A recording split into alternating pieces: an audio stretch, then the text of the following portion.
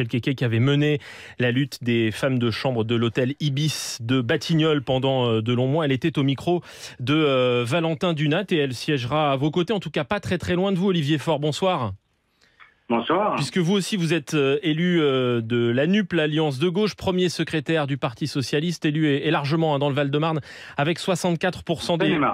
Seine-et-Marne, pardonnez-moi, Seine-et-Marne avec 64% des suffrages. Olivier Faure, qu'est-ce que vous retenez précisément, ces nouveaux visages comme Rachel Keke ou bien le fait que la NUP n'est pas en position de gouverner? C'était quand même l'objectif fixé par Jean-Luc Mélenchon il y a encore quelques jours.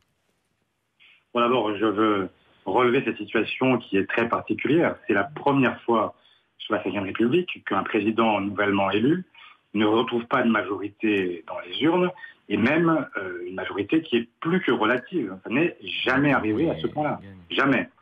Et c'est le résultat d'abord de cette alliance qui a permis à la gauche de relever la tête à un moment où elle était finalement considérée comme défaite après une élection présidentielle où aucun candidat n'avait franchi la barre du premier tour. Ce soir, la deuxième force dans ce pays, c'est la gauche. Et c'est une grande nouveauté. La gauche et les écologistes ont réussi un score qui est, à bien des égards, remarquable. Bon, maintenant, je me réjouis évidemment de ces nouveaux visages qui rentrent.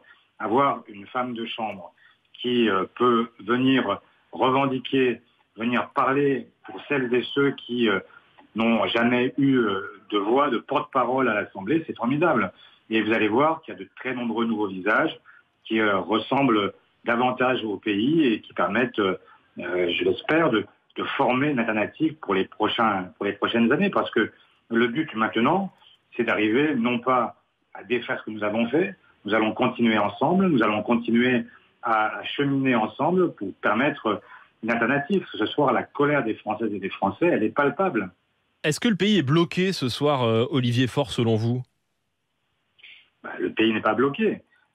Il suffirait pour cela que, j'entendais tout à l'heure sur votre antenne, Stanislas Guérini dire on verra si tout le monde est prêt à jouer le jeu de l'intérêt général. Mais si le président Macron veut augmenter le SMIC à 1 500 €, nous sommes là.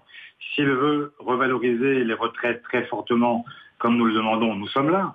S'il veut faire en sorte d'abandonner sa réforme de retraite à 65 ans, nous sommes là. S'il veut que bloquer les prix sur les produits de première nécessité, nous sommes là encore. Mais ça se fait forcément sur vos propositions, ou bien un compromis est possible? Écoutez, pour l'instant, j'ai le sentiment surtout qu'il est sans tête à vouloir faire ce qu'il avait prévu de faire.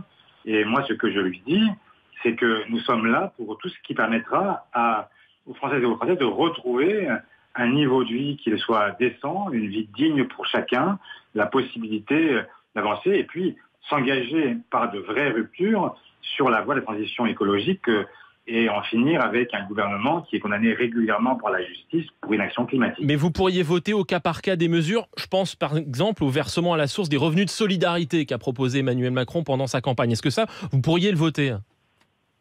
On pourrait même l'avoir proposé. Donc en fait, sur des sujets qui sont des sujets qui sont presque de l'ordre de l'évidence, je ne vois pas qui s'y opposera. Mais je ne voudrais pas non plus que, parce que nous pourrions être amenés à voter quelques mesures, on en tire comme conclusion que nous partageons le point de vue du chef de l'État. Ce qu'il va essayer de faire, c'est assez cousu de fil blanc, c'est essayer de trouver quelques mesures qui pourraient trouver l'agrément du plus grand nombre et expliquer dans la foulée que, avec ces majorités, il est finalement à la tête d'un gouvernement stable. La réalité, c'est que il va falloir qu'il fasse de gros efforts pour nous convaincre.